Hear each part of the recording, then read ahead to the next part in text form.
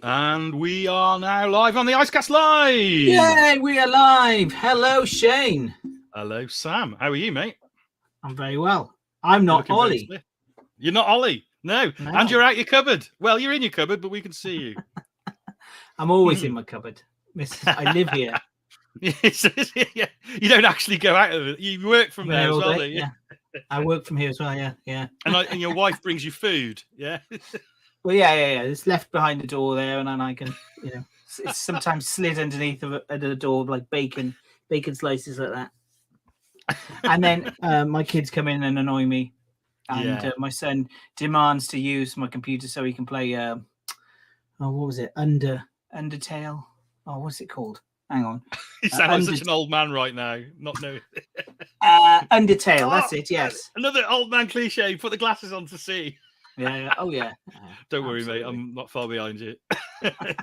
It's a miracle I haven't needed glasses yet, to be honest. It really is. I don't know how that You happened. probably do. You don't realize it. Well, I do go for eye tests every year because I'm diabetic. So I have to have like vision tests, and there's a test that they do on the eye pressure, I think it is.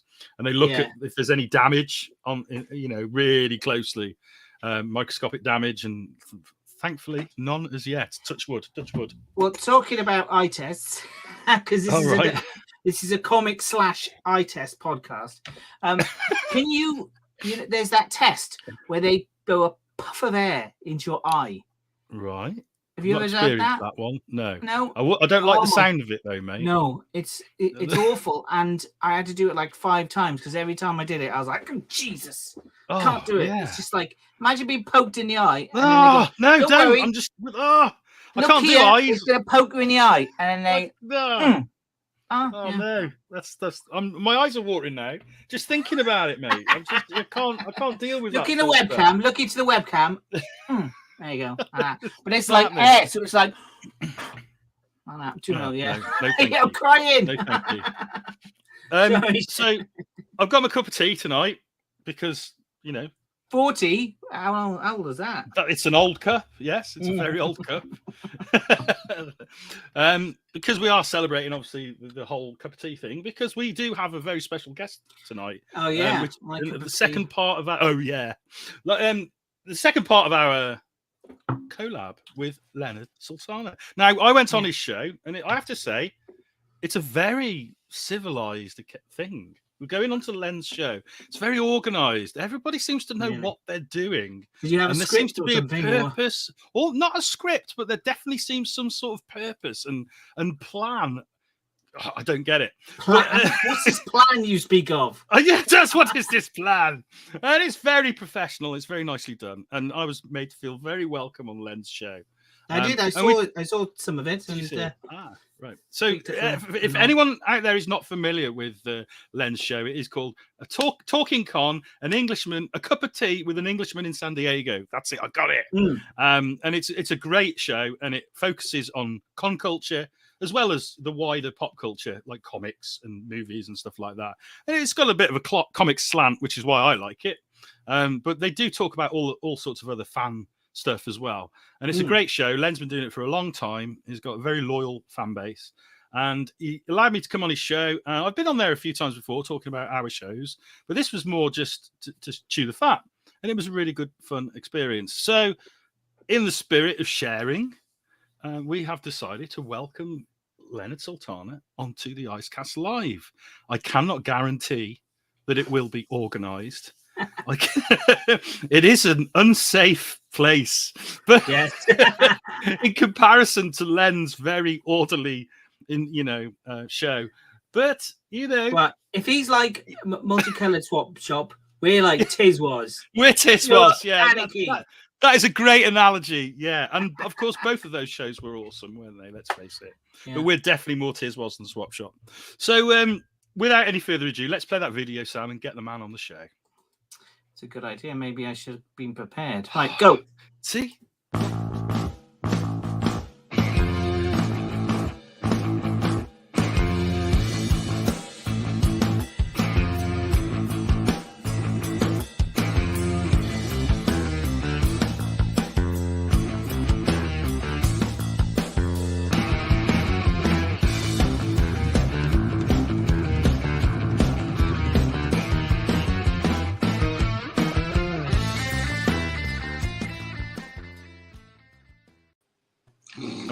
welcome back to the Icecast Live. Wake up, Leonard! Len! We're live, mate! We're live! Hello! Hello. Hello! talking too long? Show's usually live at 6 o'clock. This is way late for me. Of course I thought you were commenting on our old man chat about eye tests. Not at all. And by the way, Yeah, okay, that was a bit of a gag. I recognise some of those photos you use in your intro, sir. Ah, yes. I thought you might. Because I go to cons, and yes, I've been to ICE, and I took a couple of snaps, and there you go. That's nice, is that? Thanks for that. I appreciate that. There you go. And of course, those were used on the website as well. And I love tea too. Absolutely.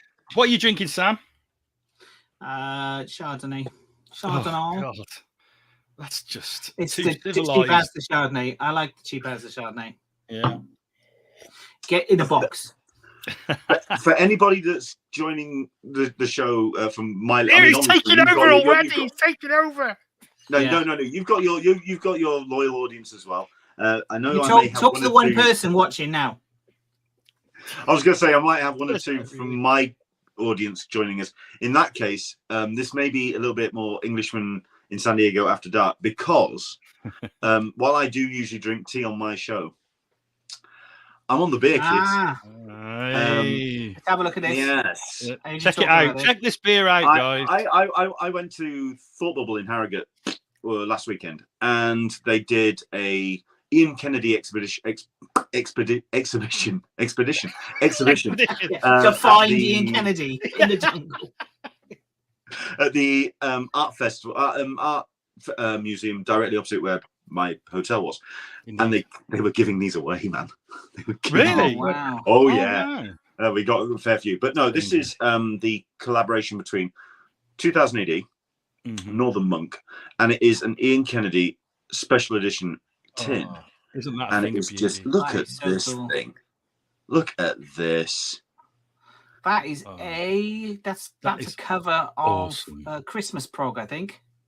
Incredible. And as it happens, now's the time. Oh, now is the time. So I'm going to be drinking this while we're doing our chat. So there we go. This could get a little bit messy. I'm all right with that. That's all right, mate. That's what it's all about. So, right. This honest with you, what's it like? It's a very nice beer. This beer, is it as good as they say? Is it an IPA? It's an IPA. Like I say, it's Northern Monks. It's a cloudy IPA. Last year they did the Jock tins with the two Jock. I remember those as well. Yeah. That clocked in at 7 point something. This is 5.2. They brought the percentage down because apparently people were getting way too bollocksed on it.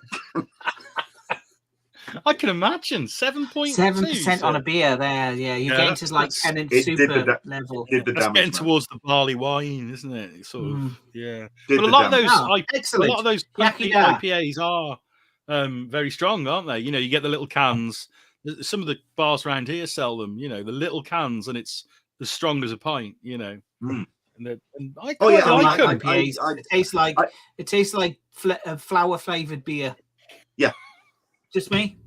Tastes completely harmless. Completely harmless. Right to the point where the back of your head hits the floor.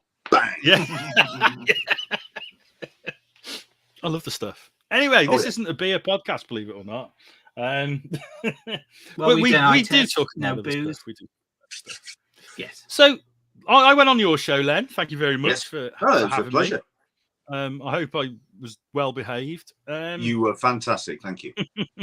And we talked about all sorts. We talked about Thought Bubble. We talked about MCM and a little bit about comics. And so I didn't really want to repeat that for this collab. Because... that's why I'm really looking forward to this show. It could be you could ask me anything. Well, you know, this is your life. And halfway through this, I'll answer. Yeah, I haven't got a big red book. I don't know, actually. I haven't. Well, I haven't got a big red book. But we do have some people watching. If anyone watching wants to ask questions, please chuck something in. Yes, please do. Question is too obscure and strange. and I will Anything. promise Yeah. I'll do my best to answer it as well. I won't evade. I've set myself up for the fall there, but yeah, go for it. Knock yourself out. So my idea for this show, basically, Sam, you might want to ask different questions, but for me, it's a deep dive into the real Leonard Sultana. Who is he? What's he all about? What planet does he come from? Because he suddenly appeared on Earth about 10 years ago, as far as I know. Before then, there was no record of him. There's nothing in the history books. He just appeared about 10 years ago at a convention. And why did I say it like that? I don't know. But you're not wrong. It's true, isn't it? You came out of nowhere, mate, and I don't know where it was from. But I want to know the origin story of Leonard Sultana. What's your background? Where do you come from? Yes. And what got you into doing what you do now? What's your origin, mate? I'd really like to know. I can give you the secret origin. Yeah, go for it. Well, I mean, my name's Leonard Sultana. I was born in Southampton. I moved up to Yorkshire when I was 7. Kept the accent just to piss the Northerners off, because frankly they were taking the piss out of my received English. And I've been a long time fan of comics and pop culture. I mean, my mum can remember me age 5 getting the big construction paper out and making my own superhero up and doing all that on the living room floor. Beano Dandy was a bit of Commando, not so much, into 2000 AD, into Warrior, into Crisis, into DC, Marvel, the works. My mum buying me like the hardback Trigon Empire when I was 7, I think, around that ballpark. That was heavy reading for a 7-year-old. Oh, well, then again, I also was a Star Wars fan as well. And around that time, I also picked up the the paperback of Do Androids Dream of Electric Sheep by Philip K. Dick, purely because it was Blade Runner and it had Harrison Ford on the cover. Yeah. Reading Philip K. Dick age 7, that's going to mess with your mind, man. Yeah. Oh my God. Absolutely. I read it when I was really young. Yeah, absolutely. I think we all like. If you're a certain age, you read it like when you were really young, didn't you? Because of the movie, and it isn't definitely aimed. It's not aimed at people, of 7 or 8 or 9. Not at all. I read Hitchhiker's Guide to the Galaxy when I was young, and then someone said you should read Sirens of Titan. So I read Sirens of Titan quite young, and then all the rest of them, Cat's Cradle, Slaughterhouse 9. All that. Yeah. Oh, you went esoteric. Hang on. Okay. I'm thinking. I went hardcore sci-fi. I went Bradbury, Asimov, that kind of direction. Clark as well. Yeah. Rendezvous with Ramus. The whole bit. This was one of my early Asimov. Robots of Dawn. that was I think that was the first one I got, I think, when I was I had a huge collection of Arthur C. Clarke short stories, and they're amazing. Absolutely amazing. But I mean, Hitchhiker's Guide to the Galaxy, Kurt Vonnegut, Philip K. Dick. My favorite, what's it? The Three Stigmata of Palmer Eldridge. That will mess with your head. Yeah. And then you've got Kubrick and stuff like that, which is properly. I'm getting to understand how the adult Sam was formed now. It's all coming. It's making sense. It's coming together. Yeah. Early books. Yeah, I remember being absolutely scared and having nightmares because I read at the back of Hitchhiker's Guide to the Galaxy that the Earth was going to be destroyed. So I must have read it at like 7 or 8. And it's the whole idea, isn't it? That's scary when you're a kid. I don't know if you've ever experienced that, Len, that idea that normal. The world could end. That's probably the scariest thing that I encountered. I remember the idea came to me a couple of times when I was really small. Once it was a nuclear meltdown through the 80s. Yeah, but I can't remember the title of, but it was very good, but it scared the shit out of me for weeks. And the other was, I don't know if you remember a program on BBC Two called Horizon. Do you remember that? And there used to be this rather attractive lady in a jumpsuit presenting it. I can't remember her name, with curly hair. And she was telling this. She was basically, it was a science show, and she was on about how the world would one day be sucked up by the sun, and that's what's going to happen, But as a little kid, I didn't quite get that it wasn't going to happen, soon. Yeah. I went into the kitchen to my mom and I was like, the sun's going to explode. Yeah, the sun's going to suck That's up in the earth. 5 billion years. Don't worry. Yeah, don't worry. Don't We've got a worry, few little billions, Shane. you know. And then, of course, at the same time, I instantaneously learned about, you know, well, it was forced upon me the knowledge that you know, I was one day going to die as well. Because it's like, well, you'll be dead long before then. Well, that makes me feel better. I was about 6, you know. I mean, I seem to remember there was a period of time on telly, and I think they all came really close together as well. You had Day After Tomorrow from the States. You had the UK equivalent, whereas the nuclear attack on Sheffield, and you're going to help me out with the title now. But go on, Sam. Sorry? Threads. That sucker. You and also had When the Wind Blows. Yes. When the Wind Blows. And it was all within, which was like, given 6 to me months. because I was into comics and I read that as a young child. And that was like, let the guest speak, Sam. Watching 2 old people slowly die of radiation poisoning while trying to be cheerful. And Marine and Pigs is amazing. One of my favorites. Incredible. It was incredible. It's a work of art. But giving that to a child in the 80s is like, you know. Yeah. Welcome along to Icecast, by the way, the joyful podcast. Well, we're able to laugh about these things. You know, Armageddon! Yeah, the end of the world. Anyway, so to fast forward a little bit, so conventions, pop culture, DJ, kind of got out. I sold my comic collection like a tit. I have to ask then, because we did. Listen, I think everybody who gets into comics, they either fall out of comics or they just kind of sort of grow up and then they rediscover them later on. For me, I discovered cider and boobs, and I needed to fund both cider and cider boobs. And what? Boobs. Boobs. Oh, boobs. I discovered ladies. I you're right. The lady bits. Yeah, I discovered them. I thought cider and boobs. That's a fetish, isn't it? No, cider and boobs was the name of my first band. No. Here's a quick question: of all the comics you sold, which is the one you regret the most? Warrior. Easily. I had the full run of Warrior, and I got rid of the lot. It is now, you know, the whole the Kevin Smith quote about your adulthood is basically to earn money so you can re-buy the stuff you had as a kid. That's it's so true. I'm rebuying Warrior. I've rebought the complete run of Justice League International. I have bought the full run of Crisis, the full. I'm on full rebuy mode. Crisis, that was great. I loved Crisis. I went to it was great. I went to a lakes and there was a couple of the artists from Crisis, and they were turning around saying, I did that, I'm sorry. And I'm at the back of the room going, dude, I bloody loved that book. It got me my political kind of juices running. It's not like it got my young brain going up and running. It was just perfect timing, wasn't it, for our age, because it just made you think a little bit, didn't it? Few Troubles, World War III.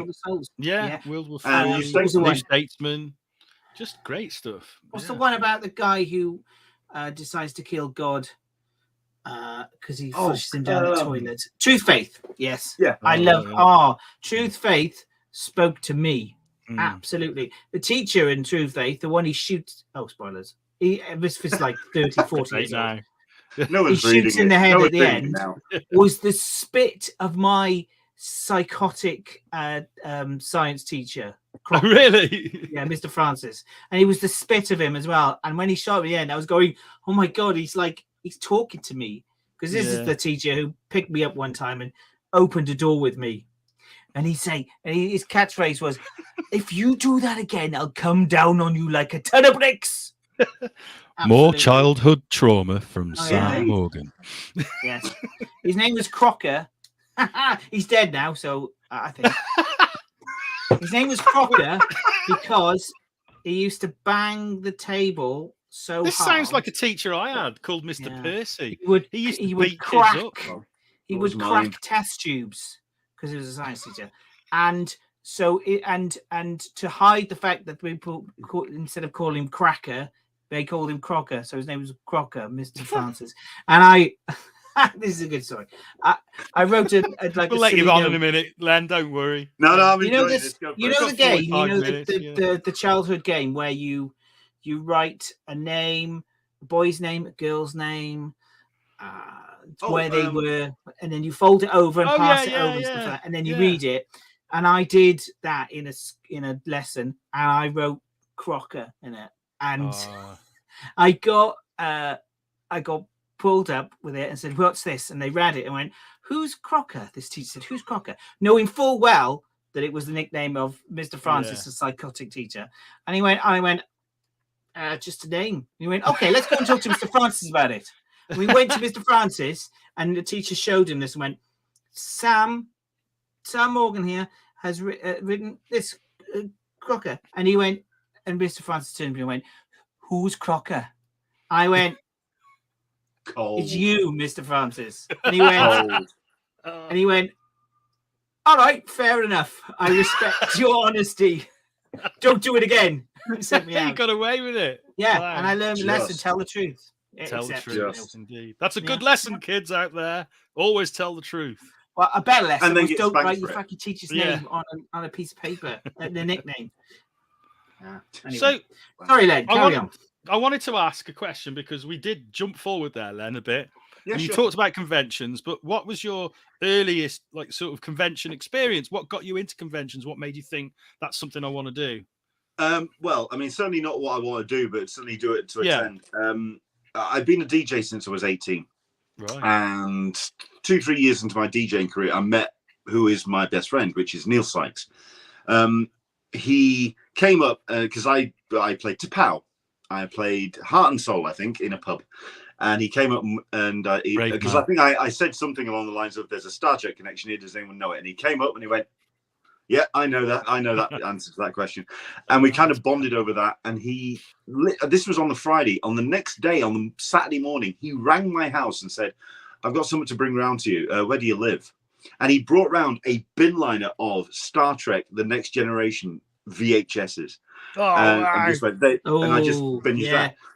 About 3-4 weeks later, I was watching Saturday Swap Shop or whatever it was on a Saturday morning, and they were talking about stuff that was happening around the UK. And in Leeds at the Hilton was a Star Trek convention, and he rang me up and he went, "Have you seen this?" I went, "No." I went, "Right, let's go to Leeds." And we went to Leeds and we went to the Star Trek convention, and we had an absolute blast. Partially it was us just kind of like walking around and looking at people with bumpy foreheads and going and all of that, but also seeing people behind the tables, score sheets of the I think it was Deep Space Nine music being sold. I'm going, this is brilliant, this is awesome. So I kind of discovered the idea of the convention from that, and then I went to a couple of conventions, but I didn't go crazy. You talk about me kind of like appearing out of the ground a little bit like Fenella the Witch. There's one for Sam. Fenella the Witch in Chilton the Wheelies. Chilton and the Wheelies. Oh yes. Lordy. And I'd read about San Diego Comic-Con, and I'd read about that in Empire magazine. I'd like 2 years before there was the Tron reveal of their test footage, and you saw the really cheap, nasty YouTube, somebody snide copy of somebody had recorded it, and the excitement in the room. I went, I want to go to that. I want to go to that. And my then fiance Caroline, I turned around and suggested, I want to go to San Diego Comic-Con as my honeymoon. And she went, "Yeah, I'm up for that," because she's a keeper, isn't she? Eh? She's a keeper. She's more TV and genre, but so I'm the comics and movies kind of side. So she's Buffy and that kind of thing. But no, we do meld rather nicely. And she said yes. It became the centerpiece of our honeymoon, and it was going to be a one-off deal. It was going to be a one shot, one and done. On the Sunday, I was walking through what is Sales Pavilion, which is the big part of the convention center in the middle of the two halls. And they were selling. At that point, you could still buy the tickets there and then. Right. And I had $200 in my back pocket, and they were selling the tickets for next year. and I bought them on a whim. And I sat down to Caroline. Next to Caroline, she was in a Sons of Anarchy panel, and I went, "By the way, I bought the tickets for next year. Are you okay with that?" And she went, "Yeah." There was a documentary that was being filmed that year, which is the Comic-Con of Fans Hope, and by Morgan Spurlock. And he was looking for contributions for that. So I kind of created a vlog, my journey to that particular one-off in 2010. And I just kept it going. I just kept it going. And 2010 went and documented my time going to San Diego Comic-Con 2010. 2011, I got back as a DJ, 3 o'clock in the morning. I was just absolutely wiped. Got back from a gig. And I just went, you know what? I want to find more people who went or want to go to San Diego Comic-Con for the UK. So I created a UK group, did that. I had about 50 people join that in 2011. Went back as a volunteer staff member. And it's just constantly just grown and grown and grown to the point where in 2014, I was then, this is when Google Plus arrived on the scene. And there was live streaming to YouTube, and I was finding this community that were fans of San Diego Comic-Con. At which point I then got approached by other conventions in the UK, and the San Diego Englishman in San Diego name became a little bit of a problem because I'm not an Englishman in San Diego. I'm in Yorkshire. It's a little bit of a Whenever I talk to people, it's like, so what have you flown back to the UK for a holiday? I went, no, I kind of live here. I've got no choice. But no, I just keep going back to the point where, like I say, went as volunteer staff in 2013. I ran the room upstairs for Clydeen Nee from San Diego Comic-Con International. So I helped run that room upstairs. Then went as press the following year, press attendee and running the room as well. I had a picture taken with Grant Morrison in the corridor outside. I can't remember it being taken. Really? I was absolutely wiped. Yeah. So now it's just become a case of balancing all the bits and pieces. And it's just grown because I've just kept going to shows and showing my face and saying hi, and people have tolerated me going hi, pretty much. And the DJ experience gives me a bit of confidence on a microphone. Yeah. Don't worry, Sam goes Sam out. has gotten so bored, he's left. Yeah, he does that sometimes. He's probably been attacked by his son. So at some point, then you made. There you go. That's a lot of stuff being. Yeah. That's because I wanted to know all that. And at some point, there has been a serious ramp up in 10, 11 years. Serious ramp up. A lot has happened, hasn't it? And at some point, you decided that it was going to be not just San Diego, obviously. You were going to get involved in all sorts of cons. You're going to do reports about cons all around the place. I mean, it's mostly America and UK, isn't it? But you have covered some stuff in Europe as well, haven't you? I'd love to cover more stuff in Europe. It involves people. I mean, the great thing about the YouTube live thing that Google Plus afforded us was live reports. So we could actually beam in from conventions to get a sense of them. But I'd love to do more European stuff where I have fans beam in from. I mean, I'd love to know more about Milan. I'd love to know more about the Spanish one on the lake, Como. I'd love to know about Como. I've heard great things about Malta. You may spot my name here, Leonard Sultana. That bit there, the Sultana, it's Maltese. Is it? It's from my grandfather. Yeah, it's from grandfather. Yes, Sultan does mean king or ruler, and Sultana does mean wife of king or ruler. I'm fully aware of this. But no, it's Sultana. It's a Mediterranean name, and I've been told if I get off a plane in Malta, I will either be put up in the mayor's office as a honoured guest or lynched. There's a bit of a family schism going off Right. Malta. So it's a bit of a I'd risk. love to go. I'd love to go. And I've been told by so many artists that Malta is a great con. I'd love to go to that. Yeah. I mean, off the back of my panel hosting, I'd love to be invited. Basically, I want Chris Thompson's job. I want to push Chris Thompson down a set of stairs and have his job. I think he'd be all right. He'd roll, wouldn't he, down the stairs? He'd be okay, I reckon. He's quite a stocky guy. He's a isn't survivor. He'd be all right. Yeah. He'll Sorry. take a fall for a mate. Welcome back, Sam. What happened? All right. I had to You're right. reboot. Oh, And that It's is frozen. how I managed to win $1 million. Oh, Don't worry about hang it. on. I'll wait till he comes Oh. back. He's coming back. what? Oh, you always did a great job for us, Len, on Thank you. at ICE, and you know, basically most of the stuff that I put on, you came along and you hosted talks and panels and did a fantastic job. And I think I came along first as a guest, didn't I? I just kind You of I did. wanted to come along and just experience it. just yeah, and it was always a pleasure. And I do remember, I have seen because Len is a very mild mannered, very nice guy, but I have seen angry Len. I have seen angry. Go on. Len. You'll know this when I start talking about it, right? It was at Comic Salopia, the first one, and we did at the end of the show. I mean, Leonard hosted stuff. I think you'd hosted stuff on the first day, and you'd had a nice day, and you were quite jovial when I saw you, I think. And then we did a screening of Judge Dredd. It's coming to you now, and I wasn't for that some angry. reason, I don't know why.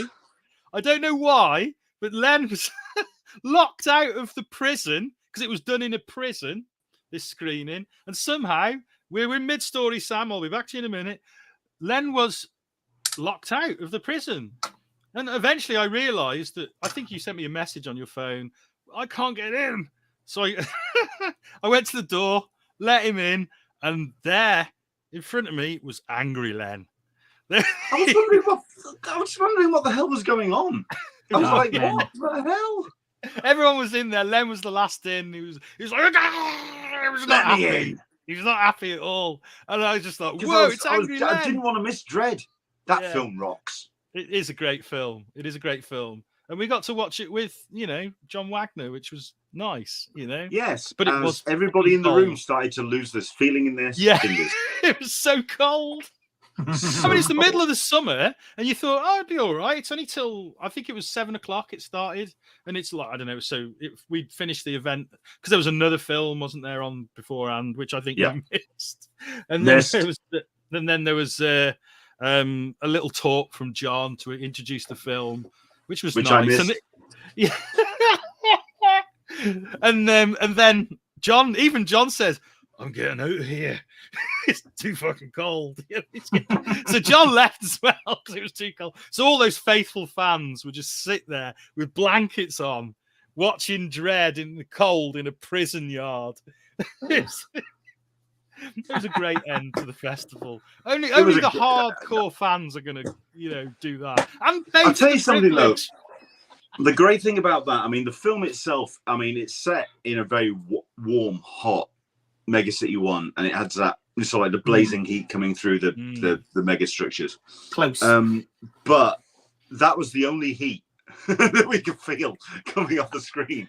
But it was the only thing that kept us slightly warm was the heat coming off the screen because it was just such a hot. I mean, there was also a bar that was set up on the side of the quad. There was and I'm not going to lie. Yes, it was cold. Yes, I was late. Yes, I was slightly frustrated. But it was one of the best screenings of that film I've ever had because when you start to lose the extremities and you focus on the film, the blood's going to your brain. It's like you're there. And getting nicely bollocksed on the beer that has been served. Yeah. You focus on the film and you just go, "Oh God Almighty, this is awesome!" So no, I had a great time. I'm glad, mate, because I did feel bad for you. But yeah, I mean, I think I was on the brandy that night just to stay warm. I was. Which year was that? Was that Shrewsbury? The comic Salopia, the first one. Yeah, The first one. We screened Dread at a prison yard. I'm not going to lie. I think that particular show. I mean, my Comic-Con. I mean, like I say, I'd done stuff on Google Plus, and I'd spoken to like the press guy from CCI, which is David Glanzer, the voice of CCI, and I'd gotten some interview experience, but. My first panel hosting was for MCon, so that's more pop culture stuff. Your show and Salopia was one of the certainly the Ice shows was the first comics related stuff. I mean, that's when I really kind of came alive. I was enjoying it. Salopia actually intimidated. I'll admit it now. Oh, really? Salopia intimidated the living shit out of me. I mean, who did you interview? Remind me who you interviewed. Well, it was Kid certainly was one. Yeah. You had Chris Ryle, who has now thankfully become a good. He's a lovely guy. He's top such a lovely guy. Top bloke. I mean, there was a couple of others as well. Scott McLeod, wasn't he there? Yeah. No, I didn't speak to Scott McLeod, but I spoke to him. Bumped to him outside of the hotel, and I went, "Shit, it's Scott McLeod." But you actually said that to him. I've done that several times. I mean, the thing is with me, there's two parts of my brain. There's Leonard Sultana, and then there's DJ Lenny. And I go into DJ Lenny mode, and I just kind of like click, and the hosting stuff kicks in. And to the point where I can almost forget that I've done that. And then I can rewatch it as Leonard Sultana and rewatch and enjoy it. Yeah. Salopia was one of those where I just kind of like got into DJ mode. But Chip Kidd intimidated the shit out of me. Really? Yeah. I find him quite really nice guy. No, I think because just how elevated it is in the industry. And just like, but the moment DJ a bit starstruck maybe. I mean, that doesn't happen very often to us, does it? But I was a little bit like that when I met Chip Kidd, actually, because I am a massive fan. You know, so I was a little bit, I wouldn't say intimidated was the word, but definitely a little bit starstruck. But it was soon all stripped away because he was just so personable. Oh, yeah. You know, really nice and the fact that, I mean, I wrap things up with that question. So if I say the words Comic Sans to you, what do you... He didn't boot me in the face. So I take that as an absolute win. Did he give you an answer, though? Did he honour it with an answer? I don't think he did he? Did he sort of just like... Oh, no, he came up with an answer. He went, no, I've got no problem with it. I've got no problem with it. But of course, nothing. It all pales into insignificance compared to Margate.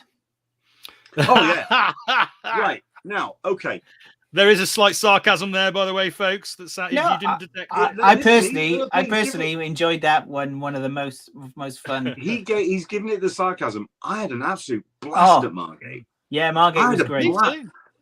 I mean, I had one of my best interviews I've ever had, which was with Cy Spurrier. We went upstairs to the gods. That was a great chat because he was just about to launch into Sandman. He'd just done Angelic as well. No, I had a blast, and he was just doing a book with. Oh God, I'm going to forget names now. But no, he was on a roll. He was absolutely on a roll. I had a blast. There was that, and Star Wars as well. He was doing Dr. Aphra. I think about to. But I mean, there was the panels that he gave me that weekend. I mean, the audience wasn't necessarily there. It was a small audience, The ones that were, they had a great time. I had a blast that weekend. I mean, that's the thing, isn't it? I mean, I think there was about 130 people at that event, and which was a shame because, you know, it was one of the best events we put on. I mean, an amazing guest list. I mean, like you say, there was Kieran Gillen, we had Dan Atmel there, John Bolton, you know, some real legends. Emma Vicelli was there. Rodney Ramos. Yeah, it was. Ramos was okay. Have you told the Rodney Ramos story? Oh, the which one? About the panel.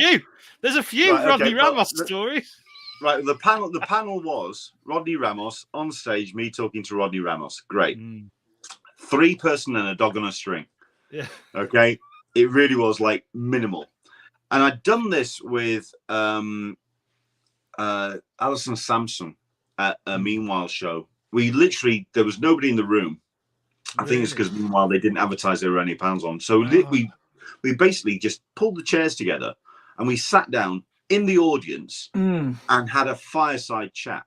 and we did it with Rodney, and it was awesome. It was brilliant because your interview was Rodney. We sat side by side, went Rodney, and just cracked on. It was so much fun. Instead of looking up on the stage, we just sat around and just like you were in a pub. Like I think I listened back and I remember thinking it was like a really good chat. And you interviewed Emma as well, didn't you? Emma Vicelli. I did. Was that? Yeah, that was. I mean, there was an audience for that one, but it was still quite a small audience. It was quite a small audience, but I don't know. There was about 30, maybe 20 or 30 people. I think that's the DJ training where you sort of like you play for Wembley Stadium even when there's 20 people in the room. Yeah. You play big.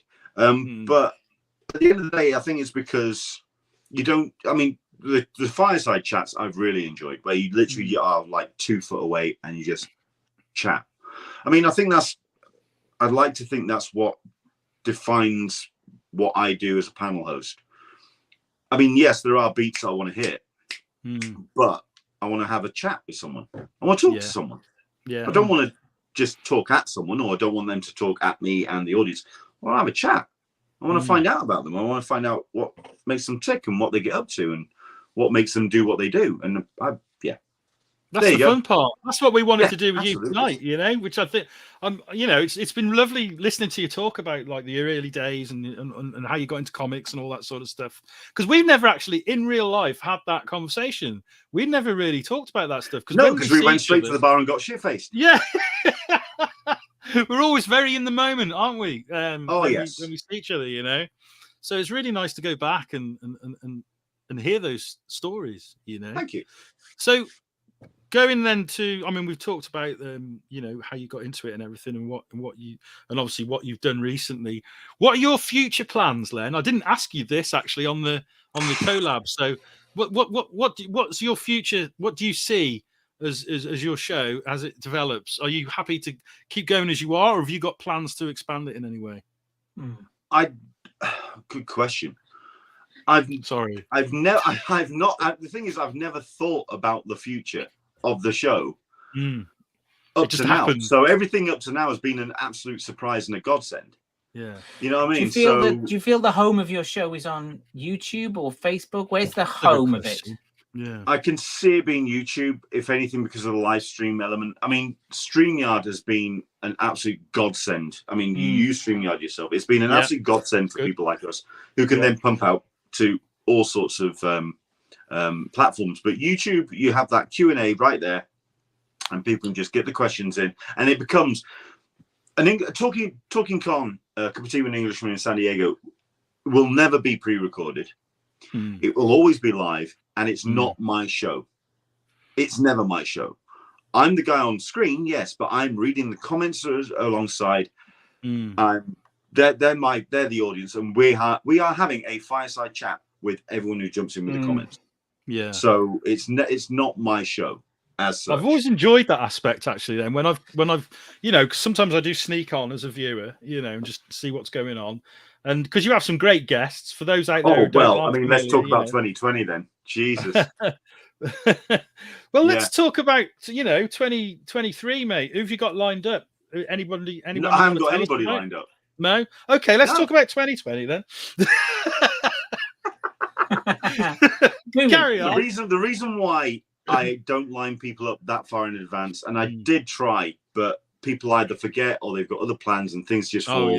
You try and plan stuff and it doesn't quite work out. You look 2-3 weeks in advance for me, 2-3 weeks, 4 weeks in advance, and just work from that. But I mean, for example, last week we were supposed to be speaking to Scott Snyder, but he's had a flood, so he can't come on. Can't be out. Yeah.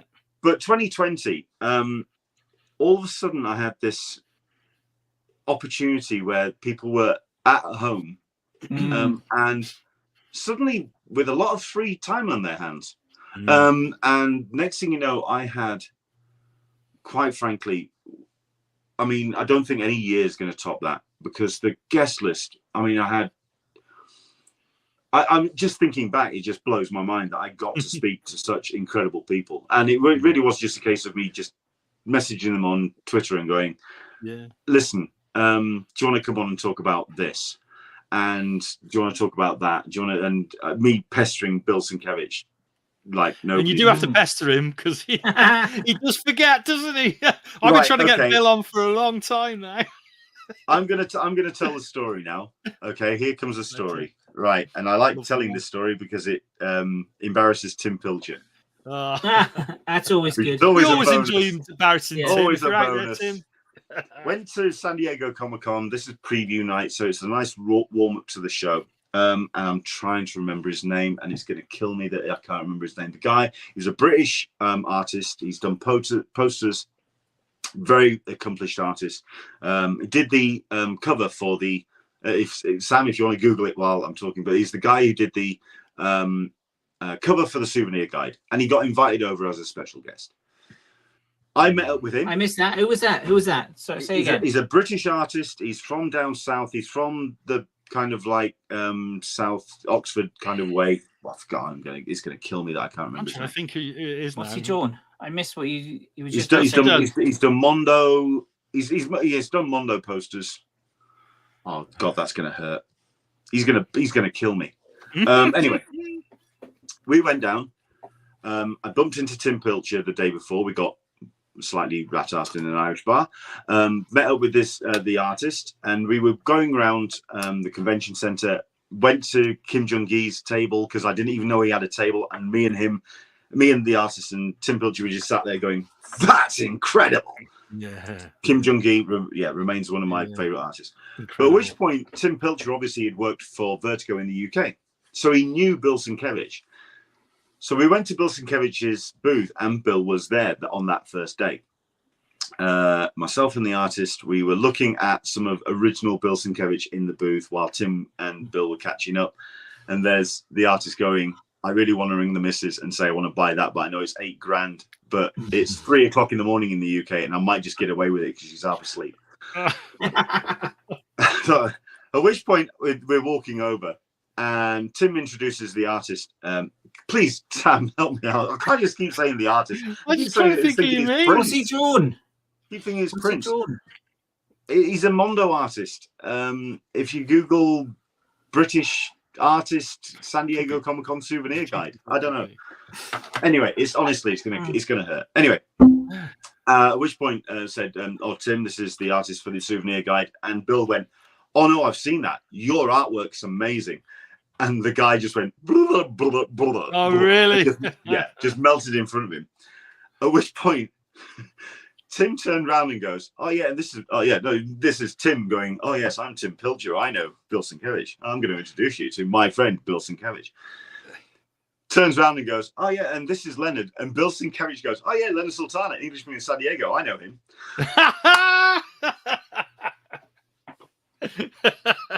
My brain just went pop. I just went, I had the shit-eating grin on my face. I had a blast. Oh yeah, but and Tim's face just fell. Tim's face just fell. But no, that's the highlight. Introducing Jim Lee on stage and giving him a rock star intro, and him turning around and saying that was one of the best intros I've ever had in my life. Nice. That was rather cool. Having Scott Snyder come on my show and turn around and say, "I've been rewatching your episodes. What you do is amazing." I've got that saved on my phone, man.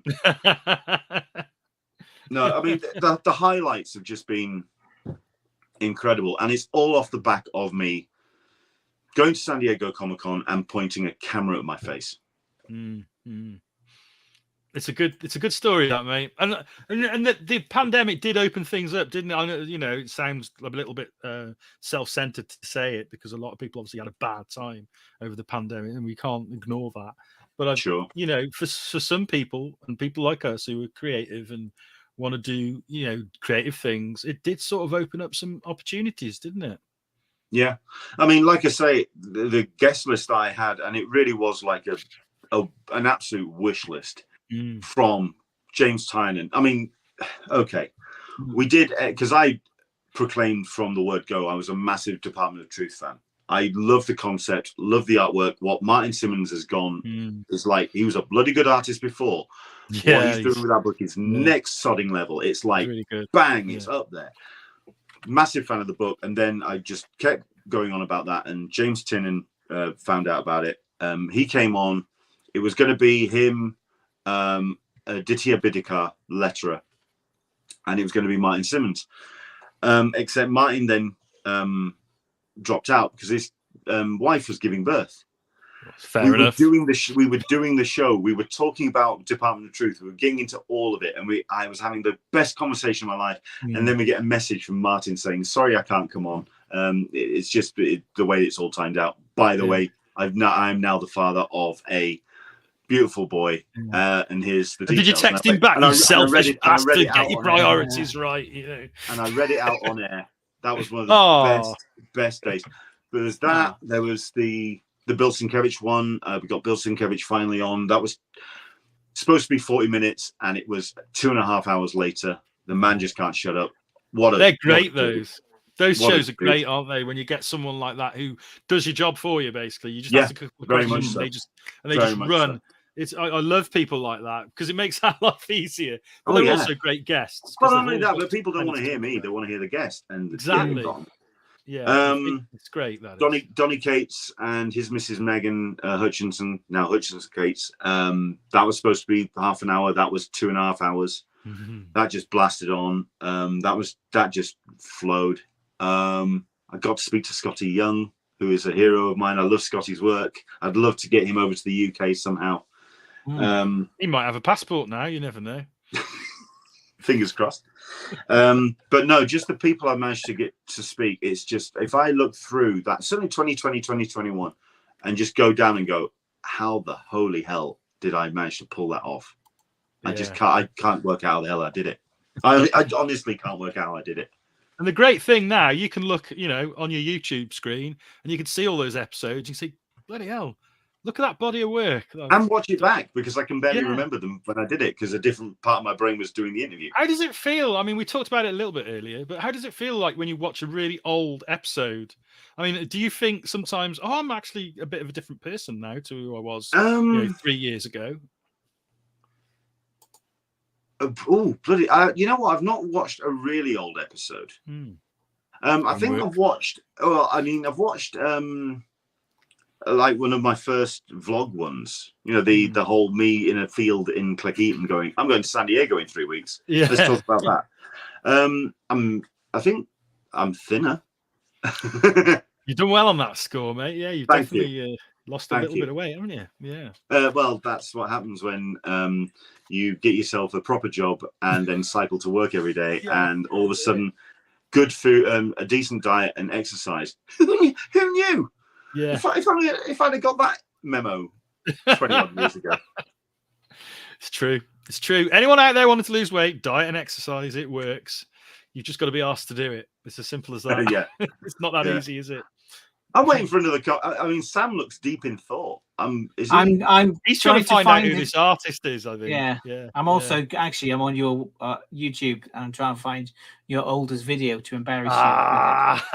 By all means, man. In fact, I think the oldie stuff would be on Lenny UK DJ or Leonard Sultana's YouTube page. Okay. Yeah. Wow, blasphemy! I can't find anything. Oh no. Anyway, yeah. Why look to the past when we can look to the future? Exactly. Although you haven't got anyone lined up. Said Sam, who's been trying to do that for the last 5 minutes. So thank you, Len. I've really enjoyed our chat tonight. It's been really. I'm surprised there hasn't been stuff like, okay, what do you think of commentators or? Well, the thing is, we could have gone down that road.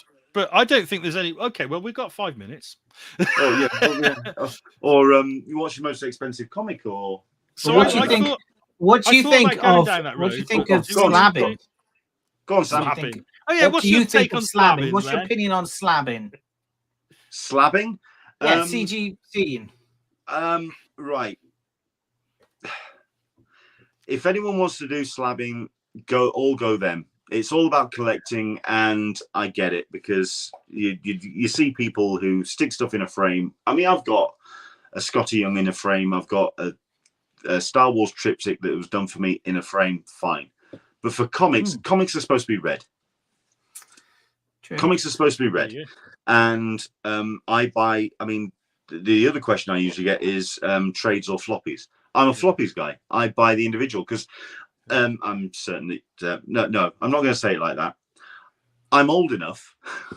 I'm not going to say that you will appreciate this, but I'm old enough. I'm old enough to appreciate episodic storytelling.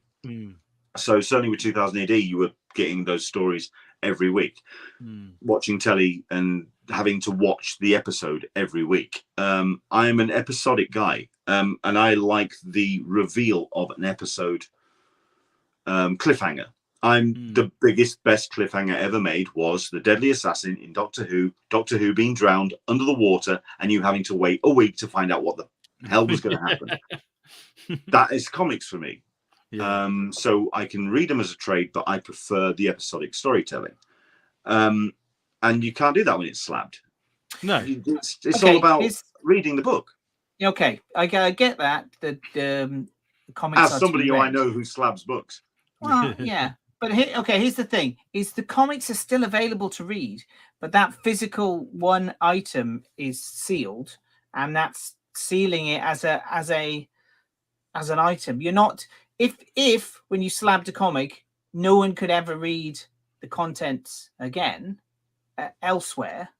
Sure. If there were no such things as reprints, then fair enough.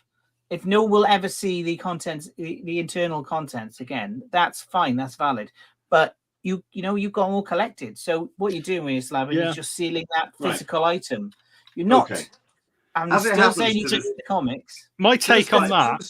Can I go on? Go on. To the side of me, I happen to have a pile of the Nocterras that I got signed by Scott Snyder at Thought Bubble. Okay, so there's the Jock one, there's issue 1. No. I happen to know that's a quite expensive book. I happen to know that's quite an expensive book. They're not slabbed because I'm not going to resell them. No, that's fair enough. I got them signed because they're now personal to me. Yeah. And I think that's the thing, isn't it? I think slabbing is more about increasing the value, isn't it? That's all. That's really. I mean, people say it's to preserve the book, but the book to me is the experience of reading it. Now, not just the material. Not just the content, not just the story, but the whole experience. It's a tactile experience reading a comic. The smell of the book, that's true. The feel of the paper. There you go, Len's. And that, to me, that is a big part of the experience. Like that's why I don't read digital, because to me, that's just a part of the comic reading experience. And I know that's just probably I do read readers. Digital, but that's purely because I like comics and I like getting as many stories as I can, and I can't afford to buy everything. Yeah, and that's a fair comment, because if I'd love to be able to read more than I do, and I can't because it would cost a fortune these days. Yeah. Anyone who slabs their books, I'm not going to begrudge them. Well, they're their books. But there's definitely two types of books. There's two types of slabbing. There's slabbing old books to preserve them, and there's also slabbing newer books to sell them. I think the reason why I can't really comment on that is because I can't afford any books that would be worth slabbing old books. If I suddenly got my hands on a Golden Age book which was absolutely worth slabbing it, at this point I would not be living in this and in these surroundings. So you did say earlier on, Len, that you sold your collection when you were younger. Was that your entire collection? Was it in one go? Oh, yes. Mate. So, wow. Did you have £60 Forbidden Planet in Leeds? Oh, you sold it to a shop. Oh. And I assume you had some nice books in there that you probably... The full run of Justice League International, so the Keith Giffen DeMatteis run. The full Crisis, classic. full Warrior. Now issue number 1 is let's not rub that in. Okay. Of what? Of Warrior. Justice League is not that. Right. I recently bought the issue of Warrior. I paid £60 for it, and I know I got that for a steal. Yeah. Number 1. What condition is, because they really don't look very. Yeah, they're not rare, but it's hard to get them in good nick.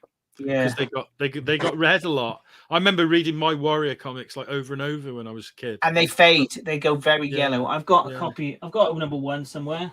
Yeah, I just kept reading them all the time. I just loved them. You know, it was a great comic warrior. Hey, There it is. there you go. And very it's nice. not. Yeah, It looks that's all right. good. Yeah, that's good. 60 quid. You got a bargain there. Looks I did. all right, man. But the book that absolutely defines me as a comic reader is that bad boy. Oh, That's the one. This is it. This is okay. This Which is issue year number is 0 that? for me. that's what got really? you into That's comics. number 3. Why? And it's the issue with the episode of Miracle Man Yeah. where he finally reveals himself as Johnny Bates. And it just became transcendent storytelling. Oh yeah. And that's when for film, that moment when I realized there was somebody behind the camera that made you feel like that is the shot where in Close Encounters, the car comes around the corner, they're looking wide-eyed at something in the foreground, the camera follows them out, they go up the rise, and Devil's Tower appears. Yeah. And even aged... And you thought, oh, that's why he's been making the MASH pictures and the... Even aged 7, 8, or wherever it was when I went to see Close Encounters, that's when I went, shit, there's a person behind the camera who designed that shot to make me feel like I've just done. Yeah. That is the book where I went, there's a guy behind a pen or a piece of paper that made me feel that transcendent storytelling. And that is just, that's year 1 for me. That's year the 0. moment. That's the moment you have like that emotional connection to the work, isn't it? When you realize that a human has made it, even though you're aware of that as a kid, you don't think about it, you know. Not in a slab, mate. No, and you know, I admire you going back and getting them all. If anything, because I think Miracle Man. I mean, Miracle Man is an important book for a lot of reasons, and a lot of people have got that emotional connection with it. But also, I mean, in my Comic-Con stuff, the fact that I did my first solo Comic-Con panel this year at San Diego, and it was about Miracle Man, and I turned around and proclaimed what I thought Alan Moore and Neil Gaiman were trying to say with that book, and I didn't get fucking lynched. I take that as a win, and I got out of that city alive. Yeah. So no, that's another important thing. I mean, hopefully I'll be getting the omnibus for Christmas. I have been dropping hints. Hint, Caroline. I love Miracle Man. If Caroline can't afford it, if anyone's watching from my show, please. You want to show your appreciation for all the years of hard work that Len's put in to that show. Send any Miracle Man stuff you can send me by all means. You've got Amazon. Throw up an Amazon link. And are you enjoying the new material, Len? Well, the new material is basically reprint at the moment of the old material. I'm waiting for it to catch up. We're about 3 or 4 issues away from original Neil Gaiman stuff. I think I know where it's going. I think I know what he's trying to do or where he's going to go with it. Because, like I said in my panel, I think there's a 3001. There was the follow-up Arthur C. Clarke book, Odyssey 3, where not Dave Bowman, the other crew member from the original Odyssey, comes back to Earth. Right. 2000, 2001 and 2010, wasn't there? Yeah, and then there's 3001 Odyssey 3 where Poole comes back to Earth. And there's that, of course. And I think there's a very similar Arthur C. Clarke as well. We're bringing it back. Bringing it back around, man. Yeah. And I think that's what I think he's going to do, because he's brought back Kid Miracle Man, and I think there's going to be that kind of rediscovering of his own identity in that. So there's all of that. What I'm more interested in is what DC are going to do in their Beyond Watchmen kind of vibe with the alternate version of Miracle Man as a kind of catalyst for the DC universe. And I think that's going to be interesting. The Miracle Man is. I thought it was Watchmen is. Well, no, because with Watchmen, it was a kind of. Well, I think when DC did Beyond Watchmen, they basically went behind Alan Moore's back and they went, "We're just going to tell this story." They're doing it now with Miracle Man. They're doing it beyond Neil Gaiman and beyond Alan Moore. They're letting Neil Gaiman do his thing. Oh, you meant Marvel, not DC. That's why. Sorry, Marvel. Sorry, and now they're going to do Marvel. Sorry, and now they're going to do Timeless with Kang the Conqueror and Miracle Man.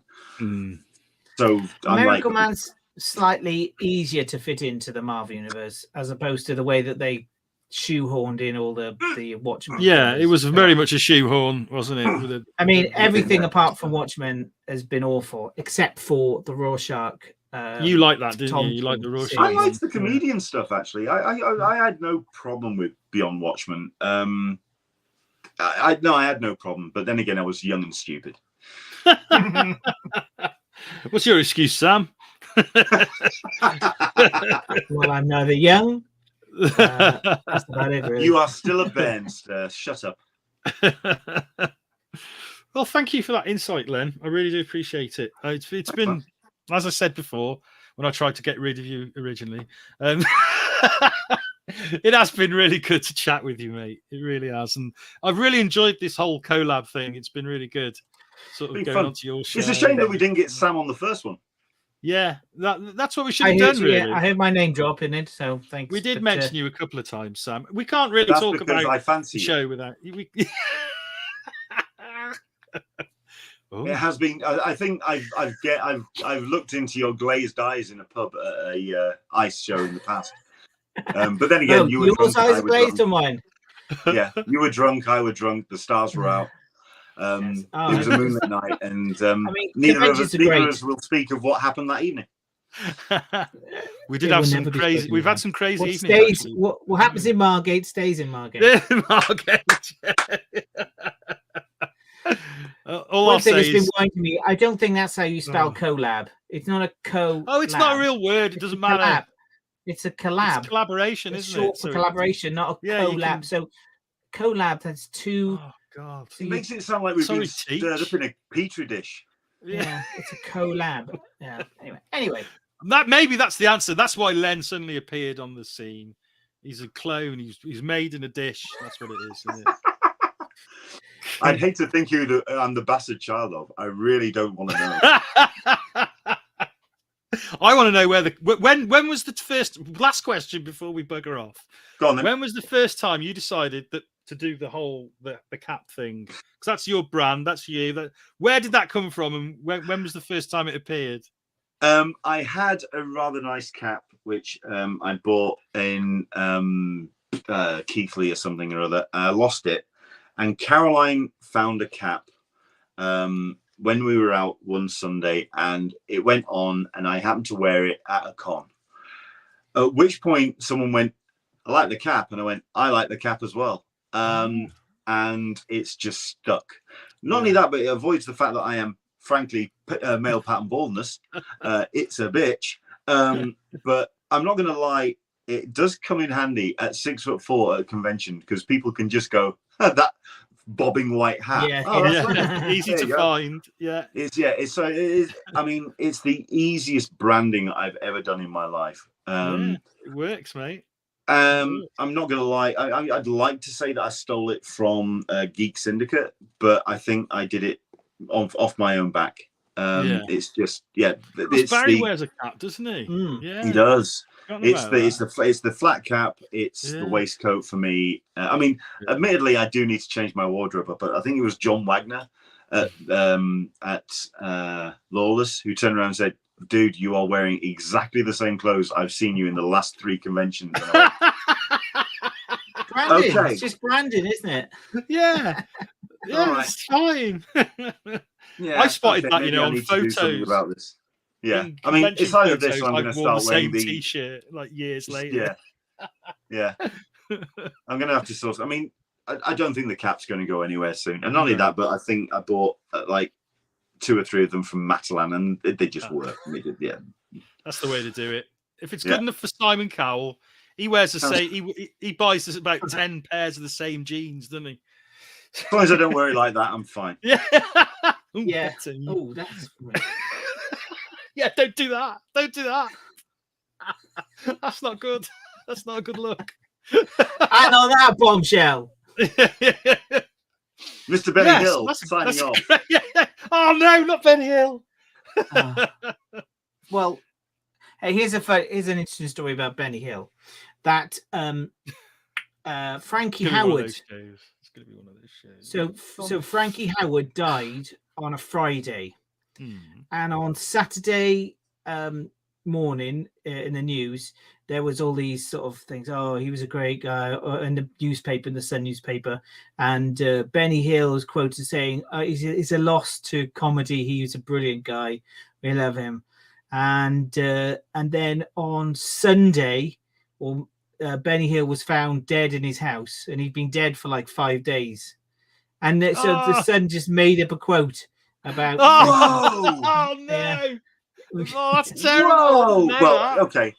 The fact that you said you prefaced that, or you went into that story, and you went in, and the Sun made up a quote, and I'm like going, yeah. Whoa! Actually, you know That's what? not No, I'm not entirely surprised. Yeah. But that is awful. That's so awful, isn't it? Wow. But it's funny. Yeah. I think Benny Hill would actually be quite glad. That, Yeah, he would. I'm sure they would there have was found a joke it, out found of it his death. amusing. You know, A quote from the dead. Yeah, I think I quite like that, and that's a good place to end it. I think. So, Death.